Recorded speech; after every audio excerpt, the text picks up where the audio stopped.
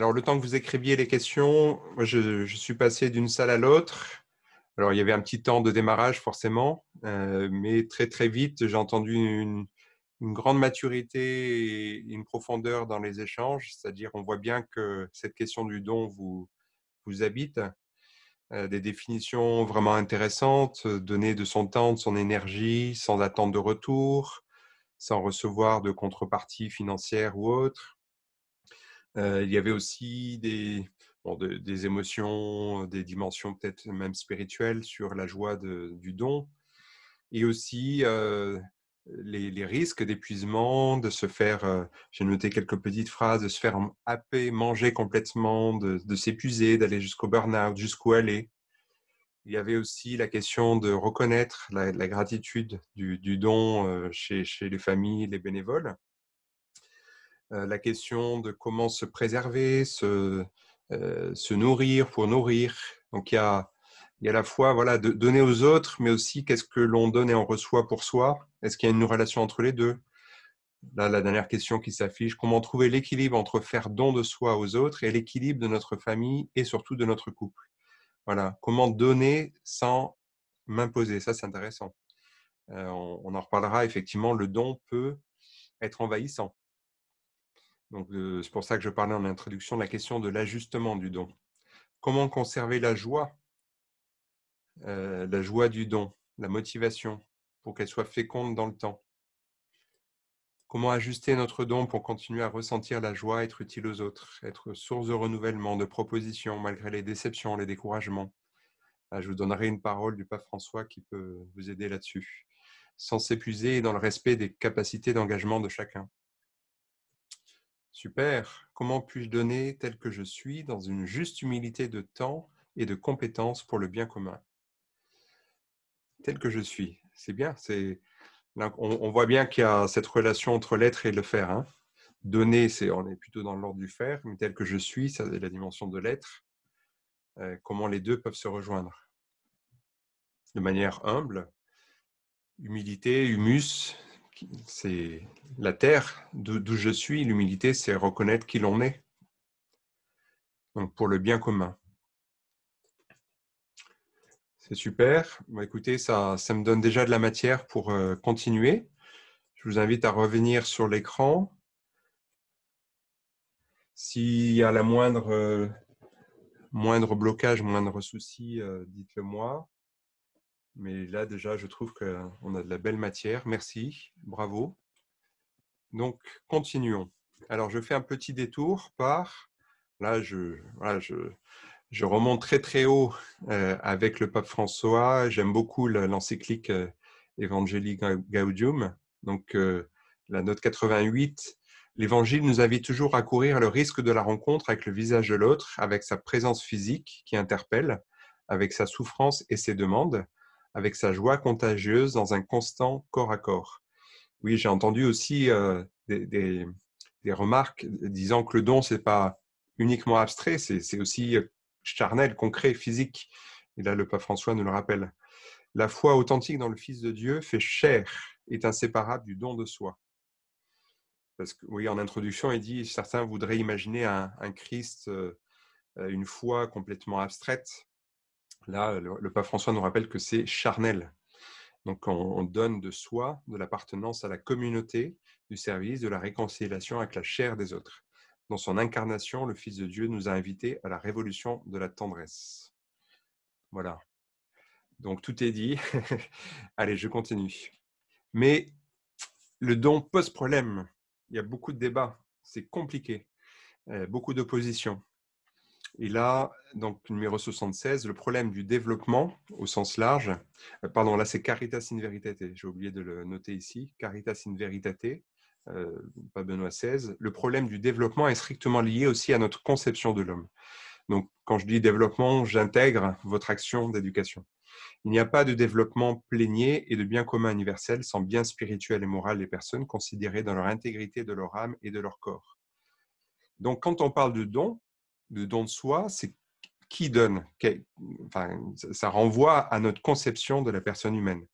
Est-ce que nous sommes des échangistes, des échangeurs monétaires, un homo economicus, ou alors est-ce qu'il intrinsèquement, anthropologiquement, nous sommes appelés, faits pour le don. Donc, en fonction de cette conception de l'homme, on a plusieurs définitions du don. Alors, je vais faire un détour par la sociologie, l'anthropologie. Vous ne voyez pas le diaporama? Est-ce que vous avez repartagé votre écran? Oui. Écran partagé. Si, je pense que c'est mieux là? Oui, là, c'est bon. Ah, le partage était parti, excusez-moi. Donc, je vais faire un petit détour par la sociologie parce que c'est assez prégnant dans notre culture, dans la façon de concevoir le don au travail ou en dehors du travail, rémunéré. Je ne sais pas si vous avez entendu parler de Marcel Mauss, donc c'est le fondateur de l'anthropologie française, qui s'est intéressé aux dons dans les tribus dites archaïques dans le monde entier pour constater qu'en fait, le don est un phénomène social total. C'est un fait social total qui traverse toutes les civilisations et c'est extraordinaire de voir ça. Partout, on donne, on reçoit. Et il s'est, alors c'était au début du XXe siècle où l'utilitarisme, le libéralisme, le capitalisme prenaient de l'ampleur. Il a eu un projet politique de se dire, est-ce que c'est uniquement l'échange marchand qui fait société, qui fait le lien social? Et il s'est aperçu que c'était d'abord le don. Et il s'est demandé finalement qu'est-ce qui fait que l'on donne, que l'on reçoit, mais aussi qu'on rende. Et pour lui, il y a une double ambivalence, c'est-à-dire on est à la fois libre et contraint.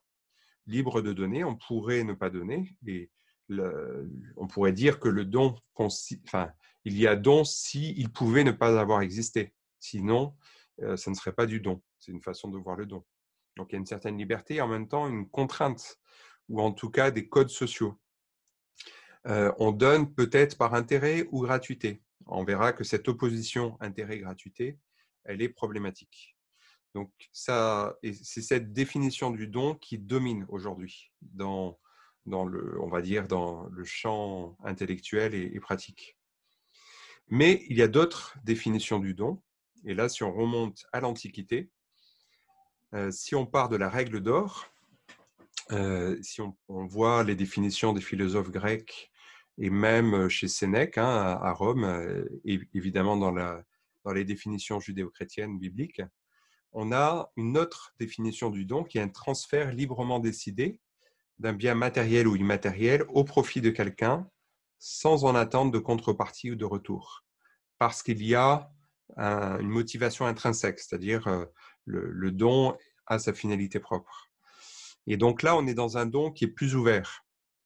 Donc vous voyez, il y a deux oppositions, enfin deux conceptions du don qui s'affrontent dans les idéologies, mais aussi en nous. On peut être traversé par ces tensions, ces oppositions. Et finalement, ce qui a amené la définition de Marcel Mauss, c'est aussi une critique de la charité dite chrétienne. Vous savez, la critique des bonnes œuvres, notamment au XIXe siècle, des bourgeoises qui donnaient de leur surplus pour se donner bonne conscience. Voilà, donc on a critiqué la charité en disant la charité, c'est on donne de son surplus voilà, pour se donner bonne conscience et se libérer de la dette, de la pauvreté, ce qui a généré beaucoup de réactions et notamment les courants socialistes et communistes radicaux. Donc en fait, est-ce que c'est la charité? Ça n'est pas la charité chrétienne, donc là je pose la question et je donne la réponse. Je dirais, je parlerai plutôt d'un don aristocratique qui est présent dans toutes les civilisations, et indépendamment des religions. C'est-à-dire que on donne, enfin, les aristocrates, au sens ceux qui ont reçu une mission de noblesse liée à tout ce qu'ils ont pu réussir ou recevoir de leur filiation. Ils ont une certaine richesse, donc ils donnent de leur surplus. Mais ça n'est pas la charité au sens de la charité chrétienne. C'est une vision du don qui est différente. Et voilà, je vous pose la question, est-ce que les AFC ne seraient pas un contre-exemple de cette vision du don aristocratique? Il y a une autre critique qui rend le don difficile à penser et à incarner. C'est une critique philosophique qui vient alors là, c'est un petit peu perché, vous m'excuserez, mais c'est Derrida, donc le philosophe français de la déconstruction. C'est toute la philosophie du soupçon hein, qui est derrière. Donc pour lui, pour qu'il y ait don, il faut qu'il n'y ait pas réciprocité.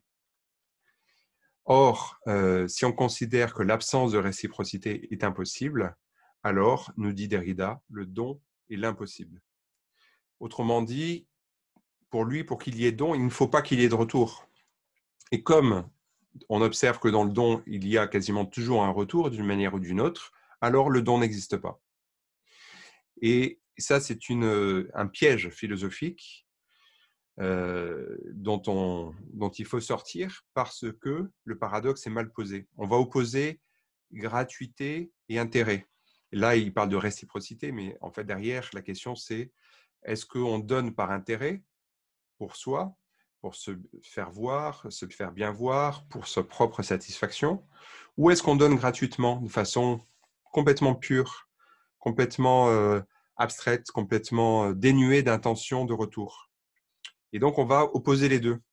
Et cette opposition, elle a des sources idéologiques dans la philosophie des Lumières et aussi dans cette philosophie de la déconstruction qui mettrait une tension entre l'intérêt et la gratuité. En fait, on n'en sort pas parce que ça n'est pas sur le même plan.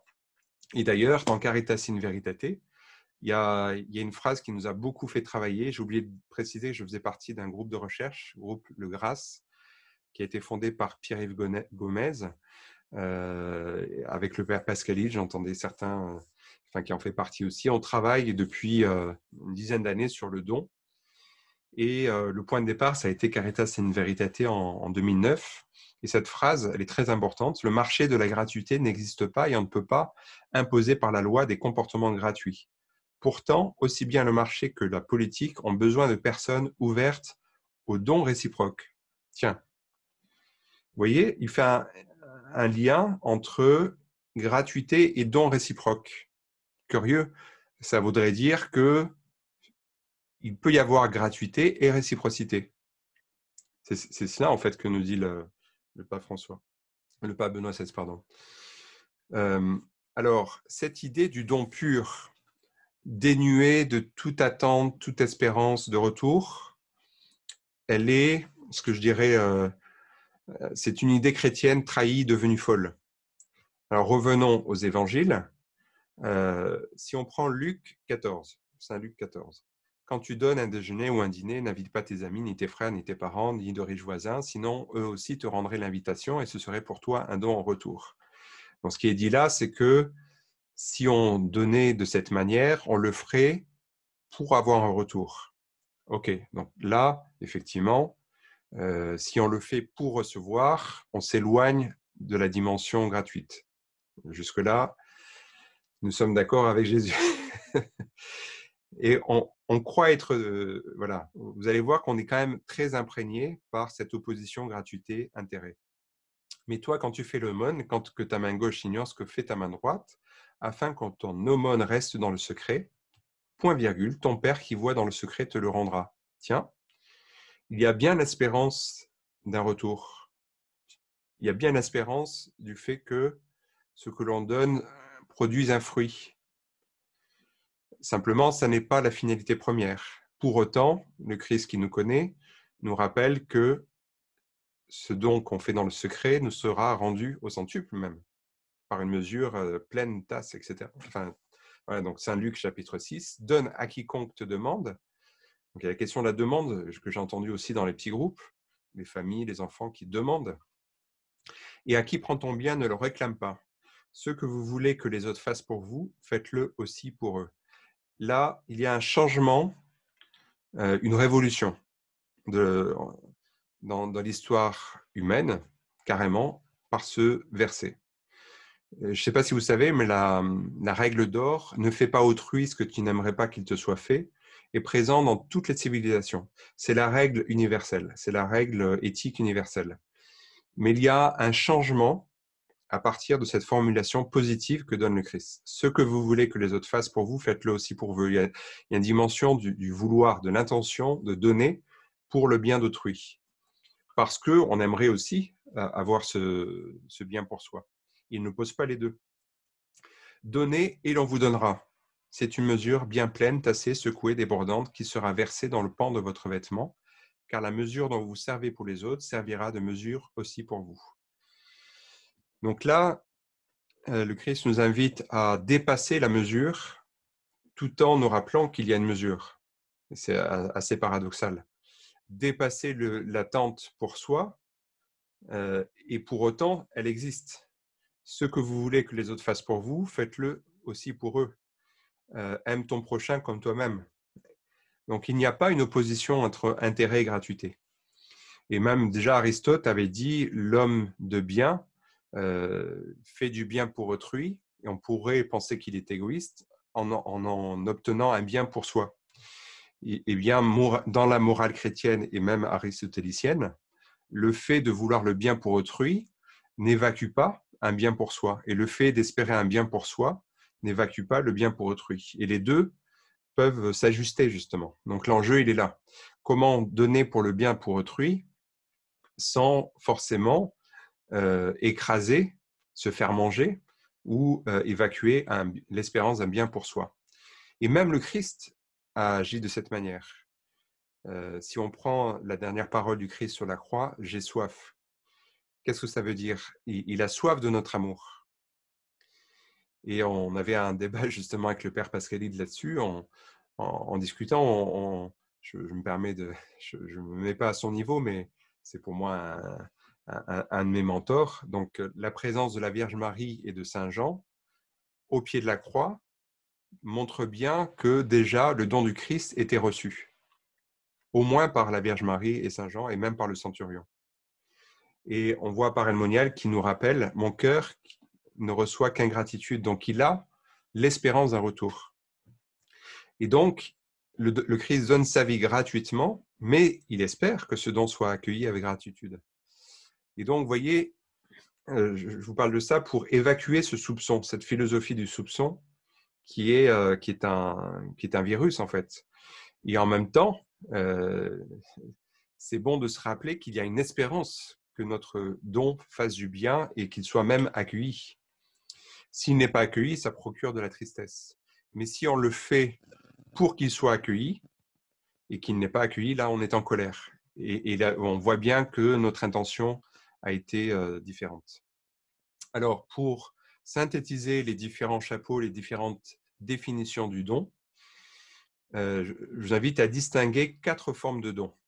Le premier don qui est le don cérémoniel, c'est le don des chefs d'État. C'est Poutine qui va donner à Macron un évangéliaire du Moyen-Âge pour rappeler que les rois de France, une fois qu'ils recevaient l'onction,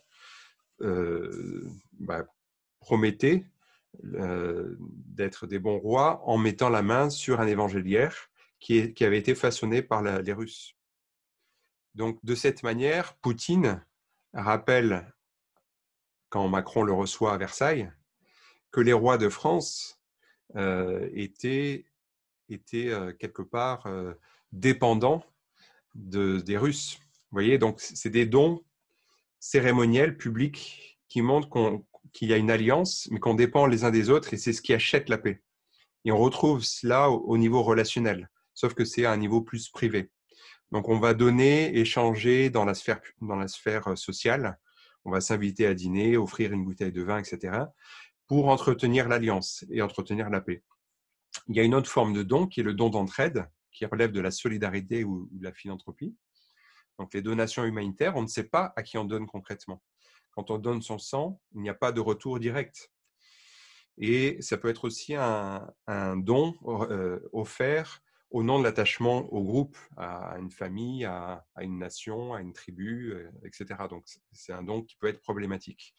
Et enfin, le don gracieux. Je préfère dire gracieux que gratuit, parce que ça nous renvoie à l'opposition gratuit-intérêt, qui est une dimension d'offrande, une grâce, ce que vous avez reçu gratuitement, donnez-le gratuitement. Il peut être privé ou public, mais il a une fin en soi. Voilà, en synthèse, une définition minimale, c'est le don est une dépense ou un transfert pour autrui sans contrepartie, ni assurance d'un retour, selon différentes visées, pour créer le lien social avec une visée existentielle, spirituelle ou oblative. Mais c'est une dépense. On dépense quelque chose de soi, de son temps, de son énergie, même de son argent, qu'on transfère pour autrui, et il ne peut pas y avoir de contrepartie, d'équivalence, ni assurance d'un retour.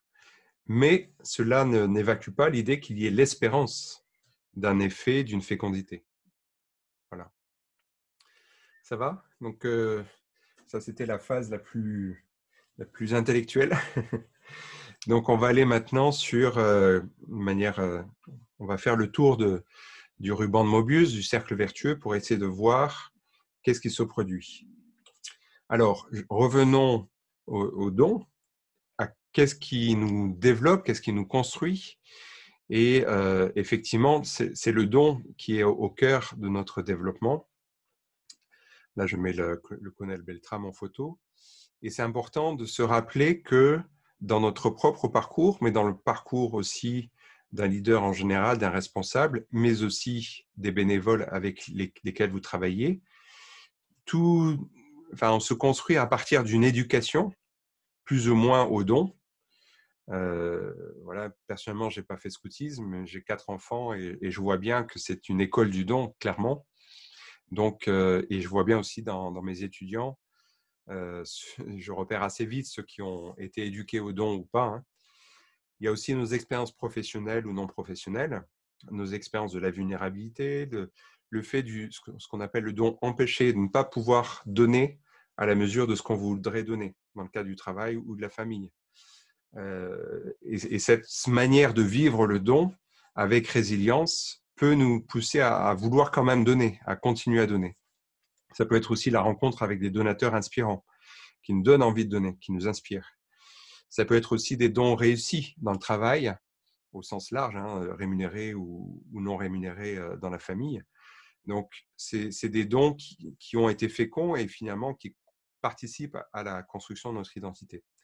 C'est aussi l'accueil de nos fragilités, de nos zones d'ombre qui sont des sources de développement. Alors, vous pourrez voir le film Christina Noble, qui s'est, malgré une expérience familiale traumatisante, a réussi à créer une ONG d'accueil d'enfants au Vietnam qui a, aujourd'hui, elle a accueilli plus d'1 million d'enfants. Vous vous rendez compte, la fécondité. Alors qu'elle n'a quasiment rien reçu de sa famille. Pourtant, voilà, c'est à travers le Christ, elle a reçu un appel à aller donner auprès des enfants. Donc, un exemple intéressant. Alors, pour reprendre à travers une image tout ce que j'essaie de vous partager, il y a une image, en fait, dans la géographie qui est très intéressante. Si on regarde en Terre Sainte, dans le fleuve du Jourdain, donc il a une source, et il va remplir le lac de Tibériade ou la mer de Galilée qui est florissante. Il y a beaucoup de poissons, il y a de la végétation, c'est vivant. Il y a vraiment du vivant parce qu'elle reçoit tout le temps de la source. Et le fleuve du Jourdain continue et se déverse dans la mer Morte. La mer Morte est en dessous du niveau de la mer. Et ce qu'on observe, c'est curieusement, alors qu'elle finalement, elle ne fait que recevoir, elle s'assèche. La mer Morte s'assèche. Qu'est-ce que ça veut dire? Ça veut dire que si on ne redonne pas, eh bien, il n'y a pas de circulation. Il n'y a pas de vie. Donc, l'enjeu, c'est de bien recevoir et de bien donner. Ça n'est pas que donner, parce qu'on s'épuise, mais ça n'est pas que recevoir non plus sans donner, parce qu'on s'assèche. Et voilà, dans la situation du Covid actuellement, c'est problématique parce qu'on peut se ressentir un appauvrissement du lien social et on ne reçoit plus de la source. Donc l'enjeu, la question que je vous pose à creuser, c'est quelle est votre source? À quoi vous vous ressourcez? Qu'est-ce qui vous ressource? Et qu'est-ce qui ressource vos bénévoles? Et vous, dans votre rôle de responsable, comment vous pouvez contribuer à leur ressourcement ou les inviter à réfléchir à ce qu'ils reçoivent, à ce qu'ils ont reçu. Voilà, dans mon travail, j'accompagne des leaders et leur équipe de direction et je fais tout ce travail avec eux de réflexion sur qu'est-ce qu'ils ont reçu, qu'est-ce qui les ressource. Alors, on a parlé du don, on a parlé du leadership en introduction. Quel lien entre les deux? Alors, je vous demande peut-être de me faire un petit peu confiance pour qu'on respecte le temps. C'est le fruit de recherche, d'un tas de recherches sur toutes les théories du leadership. Je me suis rendu compte qu'en fait, on avait vu le leadership comme une capacité à influencer les autres. Mais au fond, il y a quelque chose de plus profond, c'est que pour réussir à entraîner les autres vers un but commun, il y a un engagement de celui qui donne, de celui qui entraîne les autres, qui conduit les autres. Et finalement, le plus simple, c'est de revenir à l'étymologie, alors qu'il y a une étymologie anglaise. Malheureusement, il n'y a pas d'équivalent français. Je me suis creusé la tête. Le chef ne convient pas, meneur d'hommes peut-être. Le chef, c'est la tête, très bien. Mais ouais. Il y a la dimension de l'œuvre qui est intéressante, chef d'œuvre, mais c'est insuffisant pour comprendre ce phénomène qu'on appelle leadership. Donc le verbe, ça vient de to lead en anglais. Ship, c'est le suffixe qui exprime l'état, la condition, porter une charge, une responsabilité. Donc, voilà, il y a une dimension de responsabilité qui est dérivée de to shape. Ça, c'est intéressant. Ça veut dire se laisser transformer, façonner. Alors ça, je trouve ça assez fascinant. Ça veut dire que finalement, le leadership, il y a une dimension de transformation, de se laisser façonner. Et quand on va encore plus loin dans la racine indo-européenne, ça vient de late, qui a été traduit en anglais to live, to die to oneself. Ça veut dire quitter, abandonner quelque chose, mourir à soi, mourir à soi-même. Donc là, ça me fait penser à Abraham, en fait, qui a été un peu le premier leader, si vous voulez, on pourrait dire. Et même Moïse. Hein. Donc, c'est vraiment quitte ton pays. Et il y a quelque chose de l'ordre de mourir à soi, au sens d'un soi égoïste, d'un ego. Et finalement, est-ce que le leader ne serait pas un donateur qui suscite le don, qui par essence est quelqu'un qui sait recevoir, donner et multiplier le don? Et finalement, le leadership, c'est ma proposition de définition. Le leadership, ce n'est pas une qualité, c'est un processus. C'est un processus de transformation réciproque entre le leader et les autres. C'est un processus de transformation réciproque dans lequel une personne qui conduit les autres, en l'occurrence le leader, se donne, engage, pour un but commun, et on pourrait dire pour le bien commun. Le but importe beaucoup, hein. Le but peut être mauvais. Donc, se donner, ça ne suffit pas. Il y a des grands leaders politiques qui ont donné leur vie pour une cause qui est mauvaise. Donc, le leader se donne, engage, pour un but commun, ce qui entraîne autrui à se donner pour ce même but. Il donne un gage de soi à travers le don. Il se donne en gage, donc ça c'est la dimension du but. De Gaulle, discours du 18 juin, il se donne en gage, il dit « rejoignez-moi ». Donc il se donne lui-même en gage. Mais le processus, il va jusqu'au bout uniquement si on donne un gage de soi.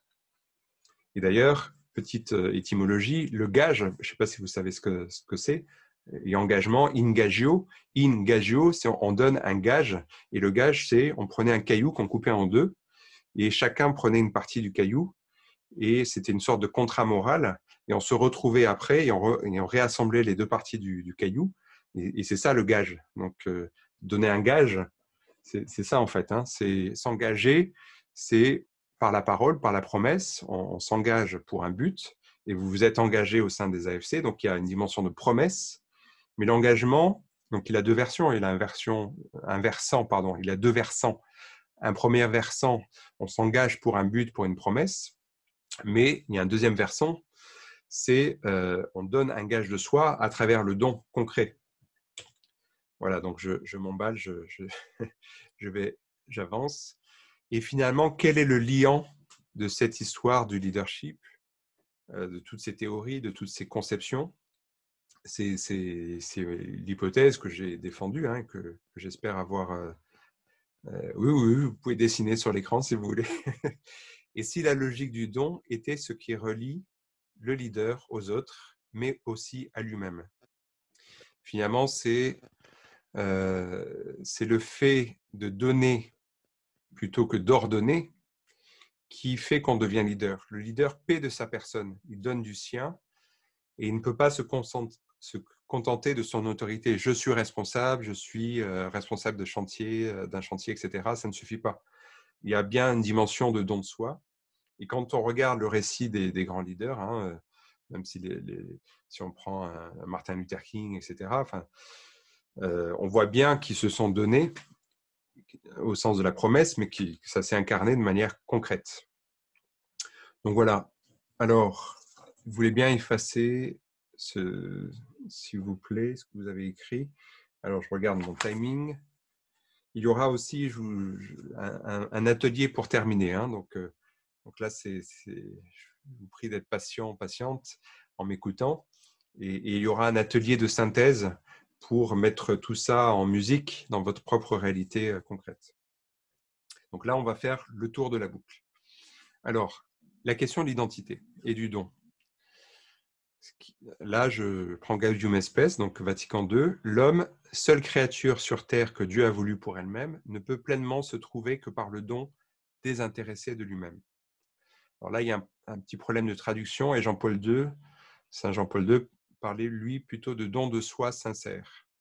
Je trouve cette subtilité intéressante parce que le risque du don désintéressé, vous voyez, il y a cette question de l'intérêt qui va devenir problématique. Intérêt, gratuité, on en a parlé. Donc, qu'est-ce qui fait que nous nous développons? C'est à travers le don. Nous avons été la seule créature voulue par elle-même, appelée à se trouver par le don sincère de soi. Donc finalement, comment est-ce que notre identité se développe? Je pense que ce qui nous permet de nous développer, ce qui permet à un enfant de se développer, à un couple de se développer, à une famille, à une société, à voilà, toute communauté humaine, eh bien, c'est par le don plus que par l'échange marchand ou d'autres actions.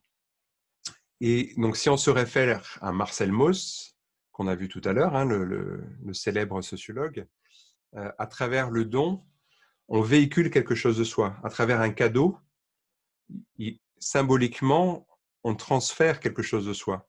Vous l'avez expérimenté à Noël, la valeur symbolique du don est plus forte que la valeur marchande. Et d'ailleurs, quand on donne un billet, ça fait plaisir, hein, de l'argent, mais ça fait moins plaisir qu'un don qui peut être à une valeur marchande inférieure, mais qui symbolise quelque chose de soi ou de la rencontre, d'un souvenir. Si on a eu une amitié, qu'on fait un petit cadeau symbolique, ça rappelle toute notre relation. Donc, à travers le don, on transmet quelque chose de soi. Mais en retour, le don affine notre identité. Je le disais en introduction, montre-moi ce que tu donnes, je te dirai qui tu es. En fait, le don exprime quelque chose de soi.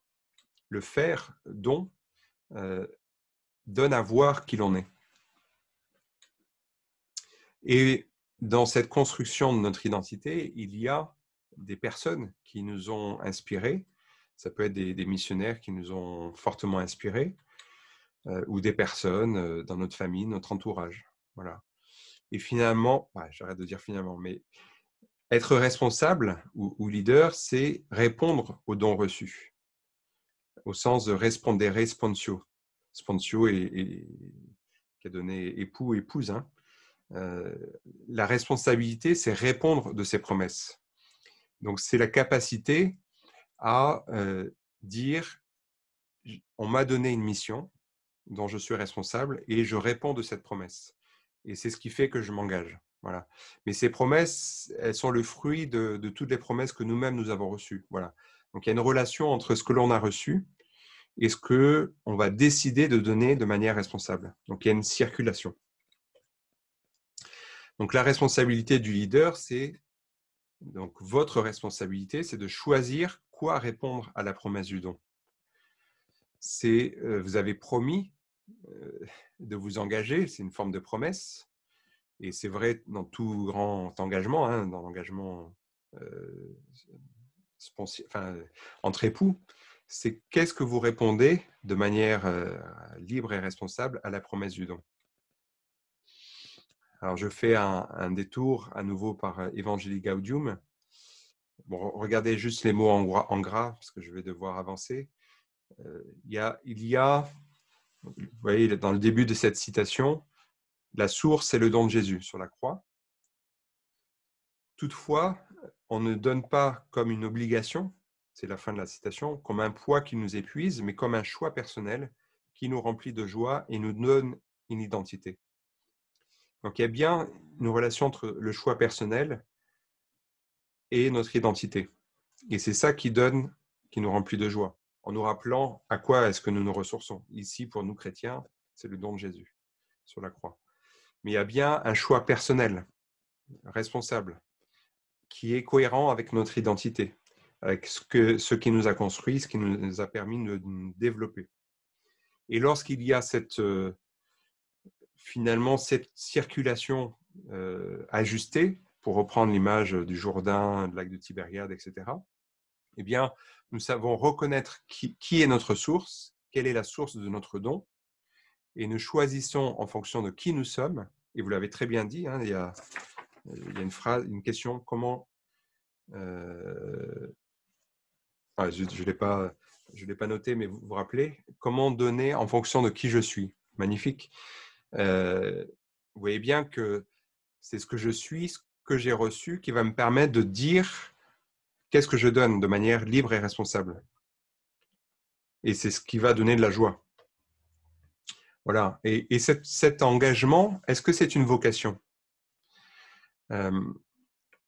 Nous avons tous une vocation au sens large dans un état de vie, une vocation particulière peut-être dans l'Église, une vocation professionnelle, mais aussi on peut avoir vocation à s'engager aux AFC. Et vocation, ça vient de vocarer. Donc la question, c'est qui vous appelle? Qui vous a appelé? Et aujourd'hui, qu'est-ce qui vous appelle? Qui est-ce qui vous appelle? Est-ce que vous pourriez répondre à cette question? Alors, ce qui est très intéressant, c'est que dans les sciences humaines, on arrive aujourd'hui à une définition qui finalement est celle moi je dirais même de la conception chrétienne. Hein. La vocation professionnelle, aujourd'hui, les psychosociologues du travail le définissent de cette manière. C'est une conception du travail en vue d'aider les autres ou de contribuer au bien commun, motivé par un appel externe ou interne. Voilà, moi, je trouve que ça donne beaucoup d'espérance. Plus on travaille, plus on recherche, plus on s'approche de la vérité, j'espère. En tout cas, moi, c'est ce qui me motive dans mes recherches. Mais ça, c'est une définition dans une revue anglo-saxonne, américaine, scientifique. Donc, il y a un appel externe ou interne. Quelquefois, on peut être appelé par quelqu'un va nous appeler. J'aimerais bien que tu viennes aux AFC. Donc, c'est un appel externe. Peut-être que je vois des sourires. Il y en a qui ont été appelés vraiment de l'extérieur. Ça peut être aussi un appel interne, un appel intérieur. Et là, je vais à nouveau citer les papes, donc Caritas in Veritate. Le développement au sens large, et donc l'éducation, c'est une vocation. Dans le dessein de Dieu, chaque homme est appelé à se développer car toute vie est vocation. C'est précisément ce qui autorise l'Église et ce qui vous autorise, vous, à intervenir dans les problématiques du développement et de l'éducation. Définir le développement comme une vocation, c'est reconnaître d'un côté qu'il naît d'un appel transcendant et de l'autre qu'il est incapable de se donner par lui-même son sens propre ultime. Là encore, on retrouve la question de l'ajustement à la source. Nous ne sommes pas notre propre source. Nous ne sommes pas des militants qui avons notre propre message à délivrer. Nous ne sommes que des témoins d'un autre messager. Et voilà, je parle par exemple dans l'évangélisation, moi j'aime bien utiliser cette image d'un assoiffé qui va découvrir la source et qui va dire à un autre assoiffé, j'ai rien de plus que toi si ce n'est que j'ai découvert où me ressourcer. Viens voir. Voilà. Et donc c'est ça la vocation. Nous avons été appelés et nous pouvons appeler les autres à découvrir la source de notre identité, de notre vocation. Ce qui suppose, ce qui réclame, nous dit le pape Benoît XVI, il réclame une réponse libre et responsable. Donc, c'est paradoxal. Jésus sur la croix nous dit « j'ai soif ». Donc, il réclame notre gratitude et en même temps, il réclame notre réponse libre et responsable. Si elle n'est pas libre et responsable, elle va nous épuiser. Nous allons nous épuiser. Si nous ne répondons pas à l'appel de Dieu de manière libre et responsable, et si on le fait pour d'autres raisons cachées, et là, c'est très subtil. Je vous partage que voilà, je vous ai dit 2 petits témoignages rapides. Le premier, c'est cette prise d'otage au Nigeria. Quand on a été rapatrié, on avait quitté notre travail, déménagé, etc. On avait 2 enfants à l'époque, on en a 4 maintenant. Traumatisme. Pourquoi repartir ?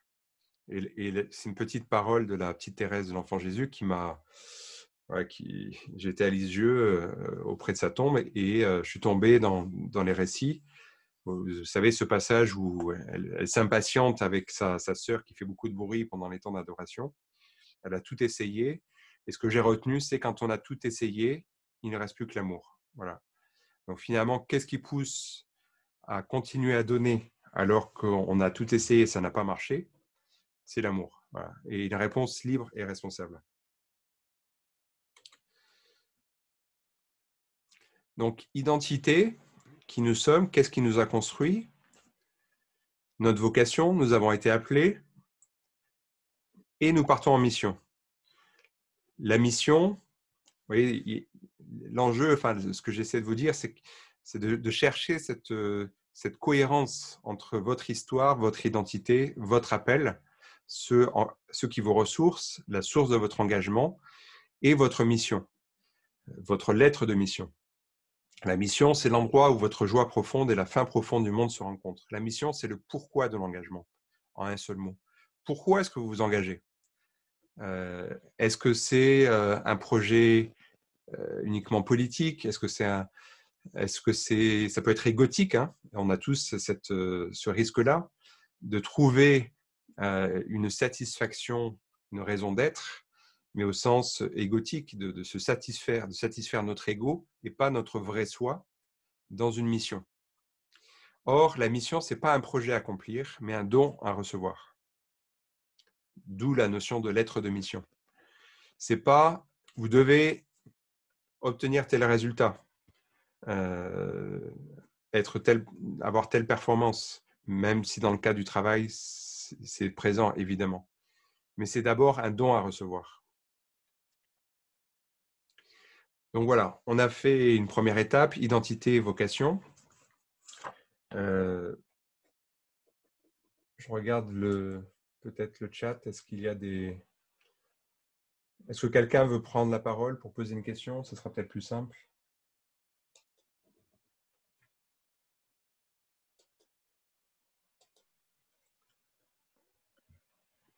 Bonjour, ici Guylaine.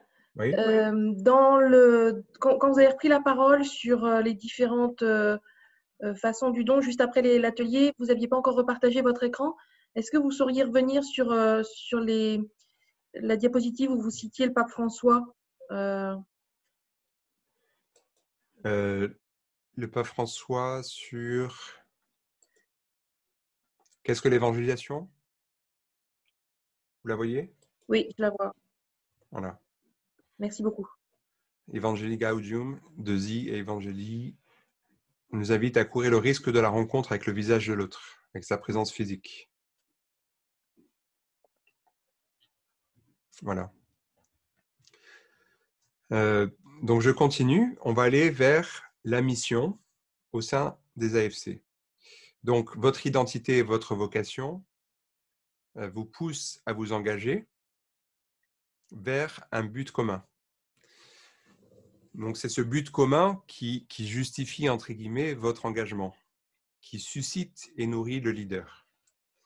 J'aime beaucoup Saint-Exupéry et cette phrase dans Terre des Hommes, si nos créations de lignes, vous vous rappelez les lignes qu'ils ont créées dans le Sahara et puis dans les Andes, si nos créations de lignes nous enrichissaient le cœur, c'est à cause des dons qu'elles exigeaient de nous.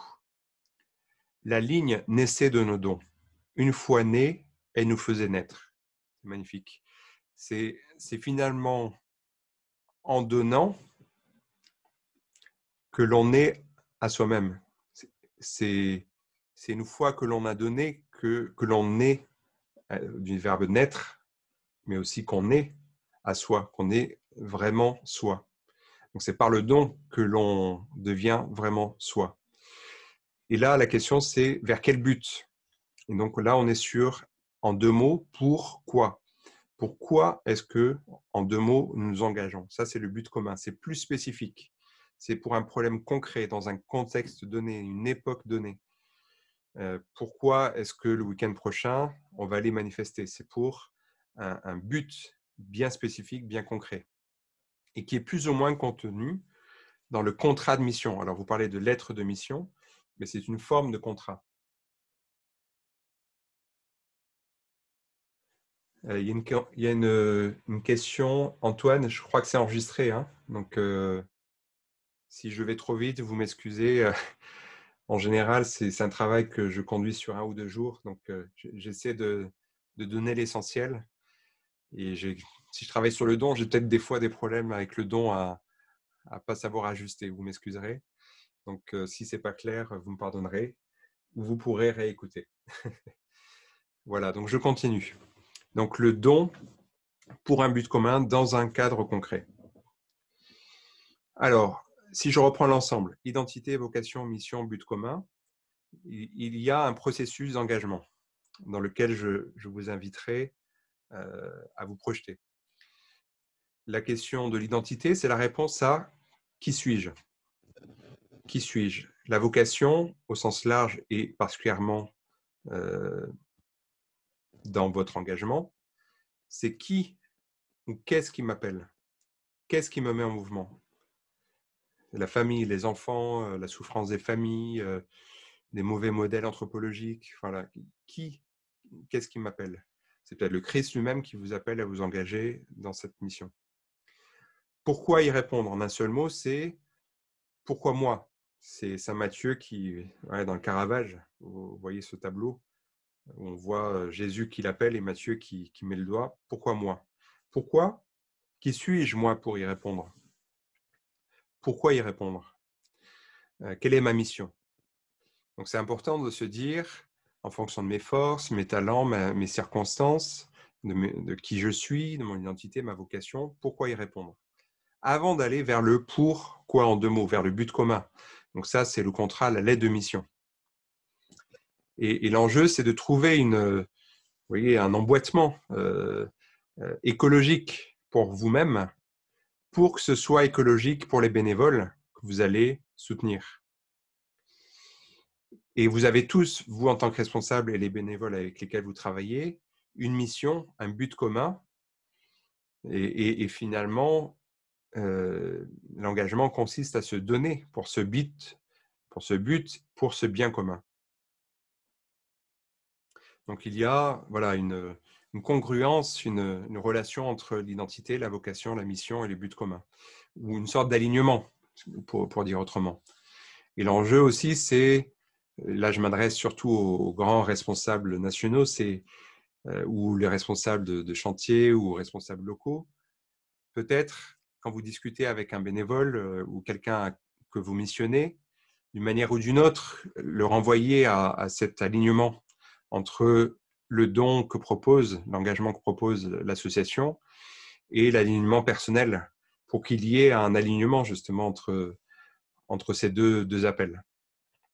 L'appel général de l'association et l'appel particulier individuel. Et là, je fais un petit détour par la psychologie du travail, et ce n'est pas inintéressant pour vous, je pense, de se poser la question, quel est le contrat implicite entre vous et l'association. Et on parle en psychologie du travail de contrat psychologique. En gestion, en économie, dans les ressources humaines, le terme de contrat psychologique se réfère communément aux attentes réelles, mais non écrites. Et j'entendais dans un groupe, donc je pense que ça devrait, j'espère, vous rejoindre, aux attentes réelles, mais non écrites d'un employé vis-à-vis de l'employeur. Alors, vous n'êtes pas forcément employé au sens salarié, mais pour autant, vous avez une mission, une lettre de mission. Le contrat psychologique représente, au sens basique, les obligations, les droits, les récompenses qu'un employé versus un bénévole croit que son employeur lui doit en contrepartie du fruit de son travail, de sa fidélité et de son honnêteté. Et là, on rentre dans une subtilité, c'est que certes, vous êtes bénévole, vous encadrez des bénévoles, certes, ils le font par générosité, certes, ils donnent auprès de familles de manière généreuse, gratuite, gracieuse, et en même temps, il y a un contrat implicite. Un contrat implicite envers eux et vous en tant que responsable. Mais vous, en tant que votre responsable, peut-être à l'échelon régional, à l'échelon national, il y a des attentes. De moyens, peut-être que vous attendez plus de moyens, plus d'infos, plus de ceci, cela, plus de nourriture ou de contacts pour faire votre job. Donc la question, et on va travailler, ça sera le dernier atelier, une fois qu'on aura bouclé la boucle, c'est effectivement quel est ce contrat, cette lettre de mission et quelles sont les attentes implicites.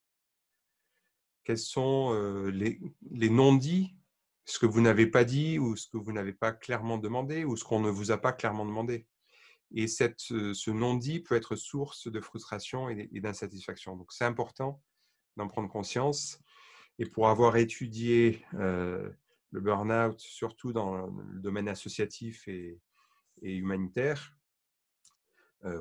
Pascalide l'a très bien montré aussi dans le burn-out, la maladie du don, il y a au niveau personnel des risques du don que Pascalide a montré, mais il y a aussi, parce que ça n'a pas été sa focalisation, mais ce qu'on voit dans le monde du travail, il y a des sources externes qui sont liées à ce contrat psychologique qui peut être non ajusté. Voilà. Donc, relation de don qui vous en construit, une identité, une vocation, vous partez en mission, vous avez une lettre de mission, un contrat plus ou moins explicite, et vous allez vous engager et donner de vous-même. Alors, j'ai repéré, il y a plein de façons de donner. Excusez-moi, je regarde le temps. Oui, on y est. Donc, s'il n'y a pas d'intervention de votre part, je continue. C'est curieux hein, d'être face à un écran. Vous avez l'habitude, mais peut-être, mais ce n'est pas facile. Je ne sais pas exactement. Voilà, je vois quelques visages sur mon écran, mais n'hésitez pas à intervenir. La pratique du don. Il y a c'est un repère hein, que je vous propose, il y a une intensité de ce que l'on donne de soi. On va donner de manière plus ou moins intense, vous en convenez.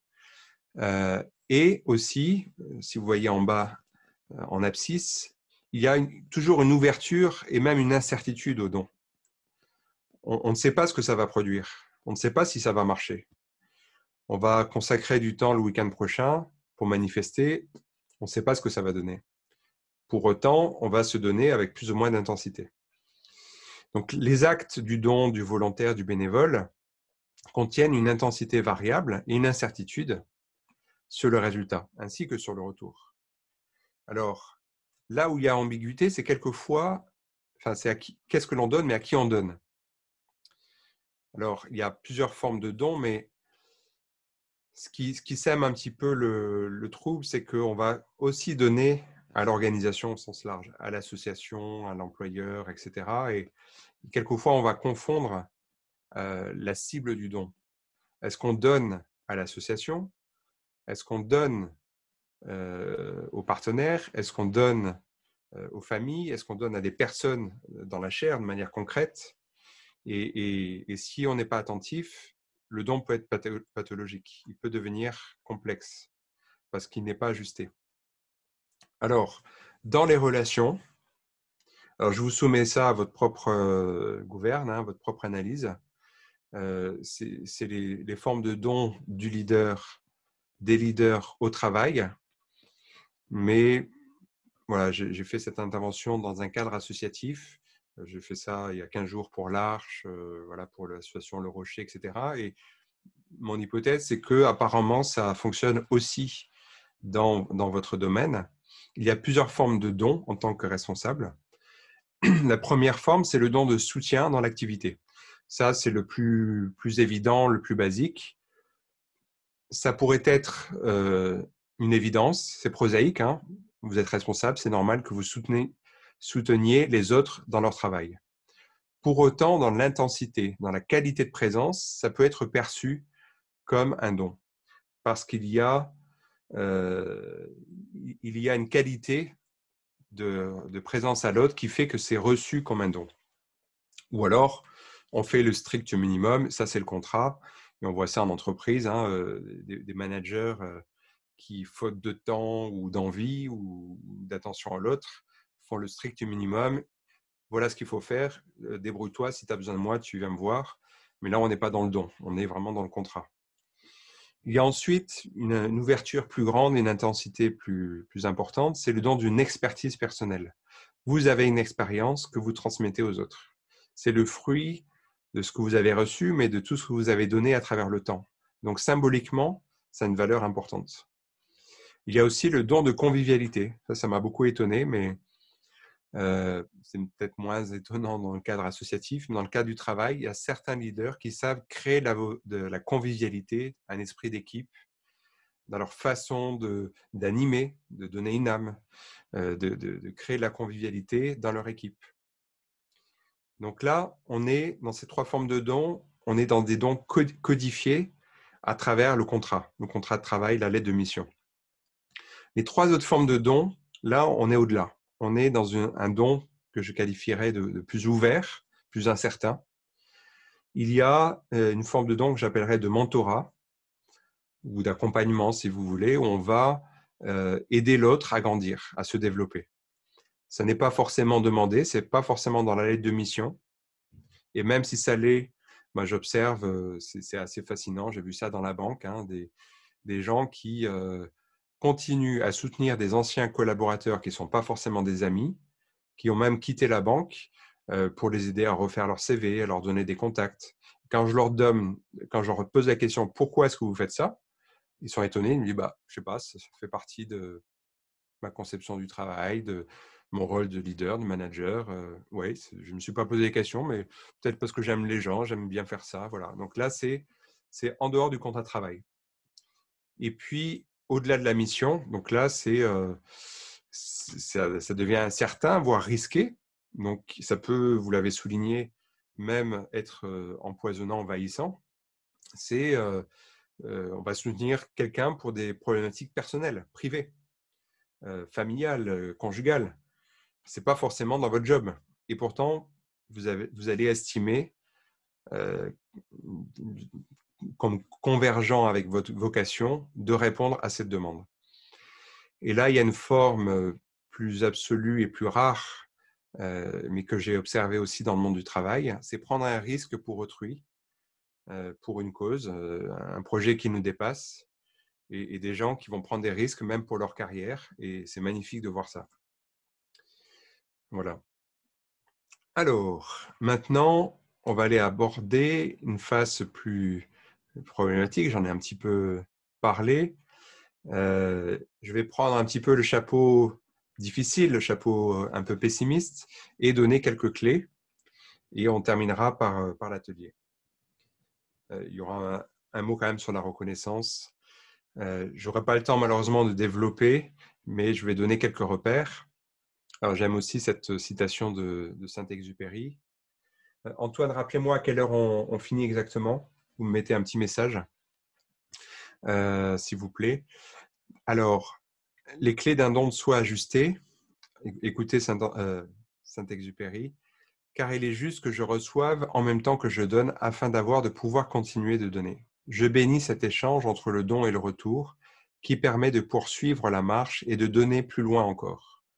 Et si le retour permet à la chair de se refaire, c'est le don seul qui alimente le cœur.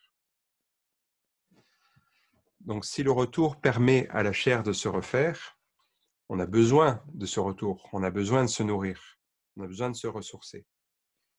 C'est le don seul qui alimente le cœur. Sinon, c'est la mer morte. Vous vous rappelez, la mer morte, elle reçoit du fleuve du Jourdain. Donc, on pourrait dire elle se refait, mais elle ne donne pas. Donc, elle n'est pas alimentée, elle ne se renouvelle pas. Voilà, donc il y a déjà à travers cette citation des clés de compréhension. Alors, allez, je prends le chapeau négatif, pessimiste ou des risques du don. Burn-out et épuisement du don. Alors, il y a la façon de donner personnellement, mais il y a aussi le contexte. Il peut y avoir l'absence de soutien organisationnel et c'est la première cause de l'épuisement. On donne pour un job, pour une cause, une mission, mais on n'est pas soutenu. Et ça, c'est difficile. Une deuxième cause, ça peut être la difficulté à recevoir. On n'accepte pas de recevoir de l'aide des autres. Peut-être parce qu'on se croit fort et on se dit « je suis responsable, donc je dois être blindé et montrer que je vais y arriver ». Oui, il y a une question. Est-ce que dans le risque pris pour autrui, au risque de sa mission, le risque n'est pas de n'être plus ajusté? Et là, il y a les questions des vertus, des vertus de justice, de prudence. Mais il y a des situations, le don absolu, le don ultime, c'est de donner sa vie pour ce qu'on aime. Donc là, on sort de l'ajustement, on sort de la mesure. Donc, ça n'est pas un but à poursuivre.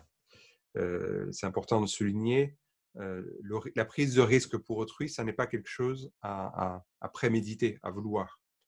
Ça peut nous être demandé dans certaines situations.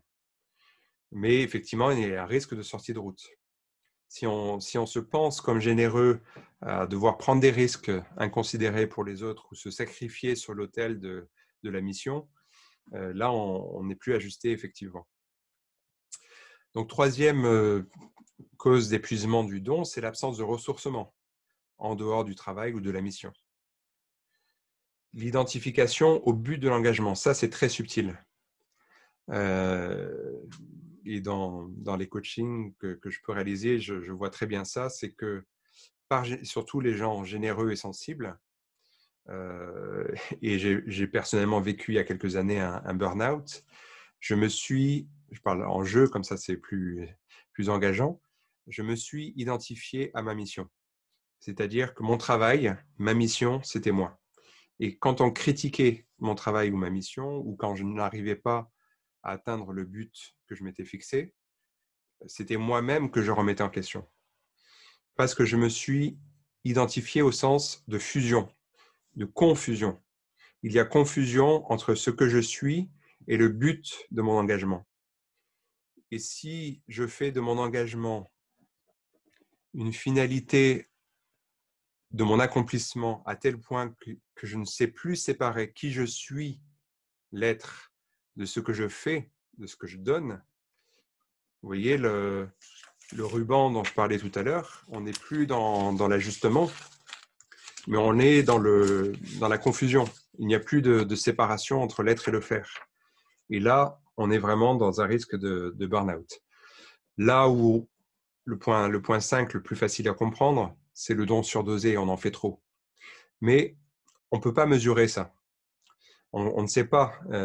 C'est plus les autres causes, finalement, qui sont contextuelles, qui vont faire que ce que l'on fait en trop va nous fatiguer ou pas. Mais ça peut être aussi le don sous-dosé. On n'en fait pas, c'est la mer morte. C'est le don empêché, je n'arrive pas à donner ce que je veux donner. Le don spolié, pris par les autres. Le don mal ciblé. On m'avait demandé ça, et en fait, je donne ailleurs. Et je m'évertue à donner à côté de la cible.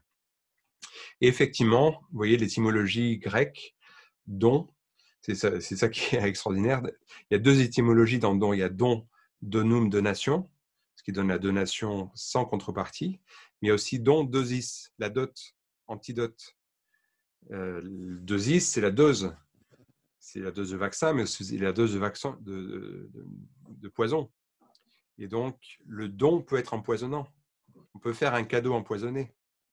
La dot dans les familles, dans les traditions, c'est quand même assez empoisonnant. Donc ça nous lie. Donc ça crée un lien social, c'est positif, mais ça peut être empoisonnant. Voilà. Et en anglais qui vient de l'allemand, gift, don, c'est le même terme pour poison. Donc vous voyez que, attention, voilà, donc il y a une manière ajustée de vivre le don.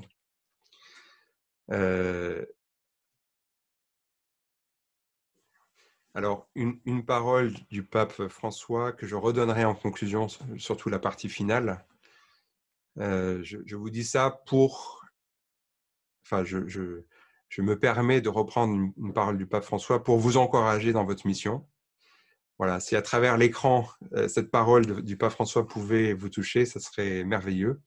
Parfois, il nous semble que nos efforts ne portent pas de fruits. Pourtant, la mission n'est pas un commerce, ni un projet d'entreprise, pas plus qu'une organisation humanitaire, ni un spectacle pour raconter combien de personnes se sont engagées grâce à notre propagande. Elle est quelque chose de beaucoup plus profond, qui échappe à toute mesure. Peut-être que le Seigneur passe par notre engagement pour déverser des bénédictions quelque part dans le monde, dans un lieu où nous n'irons jamais. L'Esprit Saint agit comme il veut, quand il veut et où il veut. Nous nous dépensons sans prétendre, cependant, voir des résultats visibles. Nous savons seulement que notre don de soi est nécessaire. Apprenons à nous reposer dans la tendresse des bras du Père, au cœur de notre dévouement créatif et généreux. Avançons, engageons-nous à fond, mais laissons-le rendre féconds nos efforts comme bon lui semble. Voilà. Alors, quelques clés.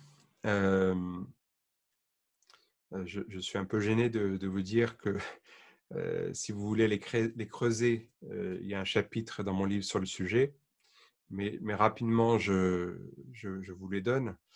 Ça reprend un peu tout ce qu'on a dit. La première clé, c'est se ressourcer aux dons reçus. Qu'est-ce que j'ai reçu? Qu'as-tu que tu n'aies reçu? Saint Paul, hein? Qu'as-tu que tu n'aies reçu? Le leader donateur s'ouvre à ses propres besoins. Aime ton prochain comme toi-même. Donc, quels sont mes besoins? Mais les besoins de mon couple, mon conjoint, conjointe, etc. Le leader donateur donne en fonction des besoins réels d'autrui et pas imaginaire. Je m'imagine généreux et je pense qu'il a besoin de moi.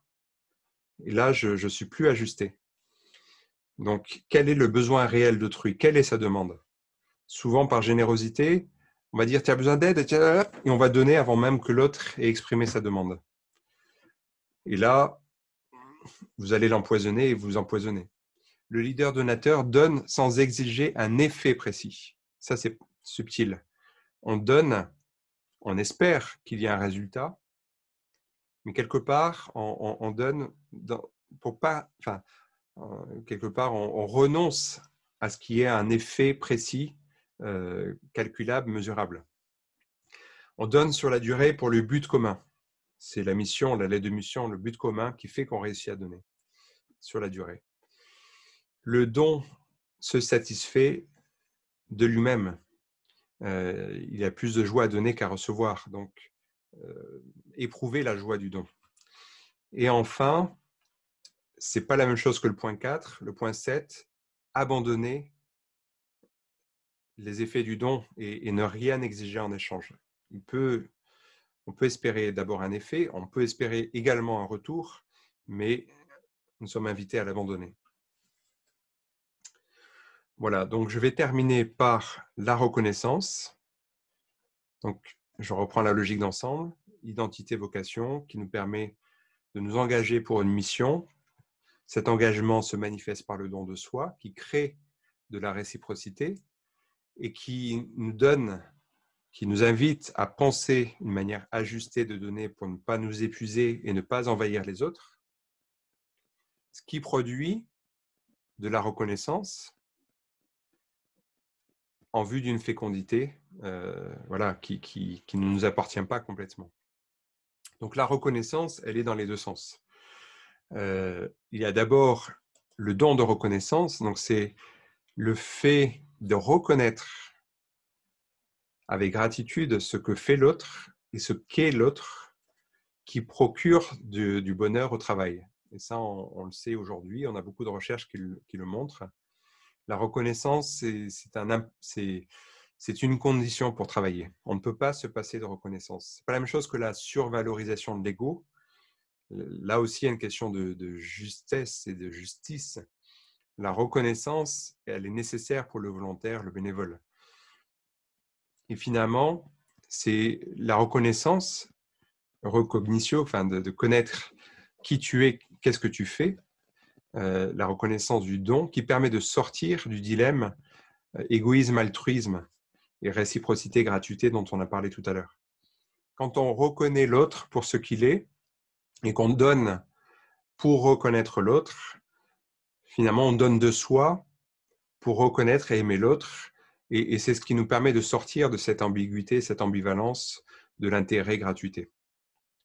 Donc, il y a bien un lien entre don et reconnaissance qui est intrinsèque.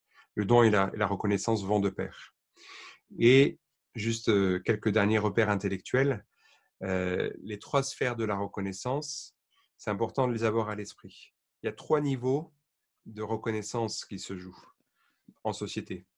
Il y a d'abord le niveau institutionnel, politique, c'est l'ordre du respect. On a besoin d'être reconnu comme famille catholique, on a besoin d'être reconnu et d'être respecté dans la cité, comme individu, comme citoyen. Donc là, c'est l'institution, l'État, les institutions qui nous respectent en tant que personnes et qui nous reconnaissent. Il y a un niveau communautaire, on est dans l'ordre de l'estime de soi, l'estime d'autrui. C'est finalement, on estime l'autre comme appartenant à une communauté. Et enfin, le 3e niveau, c'est le niveau personnel, la reconnaissance de la personne, de l'identité, qui échappe complètement à la fonction. Elle est purement relationnelle ou existentielle, et c'est l'ordre de l'amour. Donc, vous voyez, il y a ces 3 niveaux de reconnaissance qui se jouent dans votre responsabilité, dans votre mission, pour vous-même et pour ceux que vous accompagnez.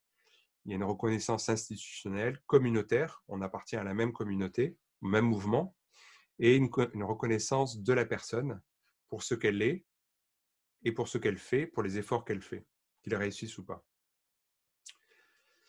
Alors, je n'ai pas le temps, je vous invite à lire le parcours, c'est écrit en bas, Le miracle de la gratitude, du père Lionel Dahl, parce que je regarde le temps.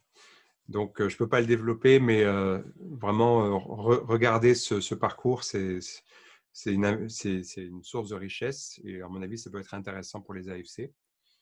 Et je vais juste citer cette prière de Saint Ignace de Loyola. « Prends Seigneur et reçois toute ma liberté, ma mémoire, mon intelligence et toute ma volonté, tout ce que j'ai et possède, c'est toi qui me l'as donné. À toi Seigneur, je le rends, tout est à toi. Disposant selon ton entière volonté, donne-moi ton amour et ta grâce, c'est assez pour moi. » Et là, il y a une façon aussi de prier pour être nourri, être ressourcé et offrir ce que l'on donne. Voilà, donc on va terminer par cet atelier et on se retrouvera pour une petite conclusion. Je voudrais vous inviter par groupe de 4 ou 5 si ça ne tombe pas juste, à vous mettre dans la peau du bénévole que vous accompagnez. Mettez-vous à sa place. Je me demande avec qui je signe ma lettre de mission, mon contrat de bénévole AFC. Est-ce que c'est pour la nation, l'État, pour les associations représentatives? Est-ce que c'est avec la Confédération des associations familiales catholiques? Est-ce que c'est pour mon responsable direct? Est-ce que c'est avec les donateurs, les bienfaiteurs? Est-ce que c'est pour l'Église? Est-ce que c'est pour les familles? Est-ce que c'est pour les membres de la famille? Donc finalement, je reviens à cette notion de contrat psychologique implicite. C'est quoi le contenant du don, du bénévole? Les conditions dans lesquelles il donne, plus que le contenu, ce qu'il donne, mais le cadre dans lequel il donne. Et c'est important de le prendre en considération parce que c'est ce qui va faire que le don du bénévole va être fécond et que vous allez pouvoir l'accompagner, le démultiplier. Et puis, deuxième question, plus pour vous-même en tant que responsable, à qui est-ce que je donne en tant que leader? c'est quoi, dans quel cadre, c'est quoi le contenant? Comment puis-je améliorer ma manière de donner, de recevoir et de reconnaître le don des bénévoles? Donc voilà, le sujet ne sera pas épuisé en 20 minutes, évidemment. Et si le temps le permet, vous pourrez apporter une petite question dans la discussion. Certains nous quittent, au revoir. Donc voilà, je vous invite à… Pardon Benjamin, Oui. il ne reste pas 20 minutes. Donc, est-ce qu'on peut privilégier l'une ou l'autre des questions? Oui, très bien. Parce que là, en fait, il nous reste exactement, on avait prévu de terminer à 12h30. Ah d'accord, j'avais compris 45. Vous repreniez peut-être la parole au moins les 5 dernières minutes, peut-être plus, je ne sais pas. Je suis désolé, je croyais que c'était 45. C'est pour ça que j'ai raté quelque chose. Donc, il est 12h17, effectivement. Donc, on va se mettre 10 minutes en échange. Peut-être plus par 3, ça ira plus vite. Antoine, si tu veux bien. 10 minutes d'échange et vous choisissez l'une des deux questions. Très bien. Oui. Ça va ? Oui, parfait, merci. Donc, la première question, c'est, vous mettez dans la peau du bénévole, finalement, à qui est-ce qu'il donne? Enfin, quelle est sa mission, sa lettre de mission? Pour repérer finalement les risques de non-ajustement du don, de non-alignement. Il peut peut-être vouloir donner pour des causes uniquement politiques et même religieuses au sens, vous voyez, très, très social, la dimension sociale de la religion, et peut-être pas pour la raison d'être, la mission spécifique des AFC. Donc voilà, il y a une question d'alignement. Et si c'est pour vous-même, voilà, à l'issue de cette conférence, comment est-ce que vous pouvez améliorer votre manière de donner, tout simplement. Voilà, je vous laisse choisir. Prenez 30 secondes pour choisir votre question et échanger par 3. Donc, on va faire des groupes de 3 et on se retrouve dans 10 minutes pour la synthèse. En fait, je dirais que l'engagement pour un projet missionnaire tel que le vôtre et dans lequel s'engagent vos bénévoles, c'est à la fois le fruit d'une histoire de don et en même temps, on se projette dans un engagement et il y a des attentes qui ne sont pas forcément gratuites au sens complètement pur d'espoir, de reconnaissance, de retour. Donc, le don, en fait, il se fait envers des personnes et pas envers une idée abstraite, une idéologie ou même une organisation. Donc, c'est pour ça que je vous ai invité à travailler sur le contenant du don. Et sachant que le contenu, c'est ce que vous donnez envers des personnes réelles. Et donc, un acte de don, il y a la question de l'intention, de l'intensité, et puis de l'ouverture à la réponse, à la réception, à la réciprocité, et une forme d'abandon. Donc, vous voyez la subtilité. Et je pense, je voudrais terminer avec en recitant à nouveau le pape François Evangelii Gaudium 279. Si vous encourager. l'avez écrit, est-ce que vous pouvez le présenter et partager votre écran? Ah, ok. Alors, je vais partager mon écran.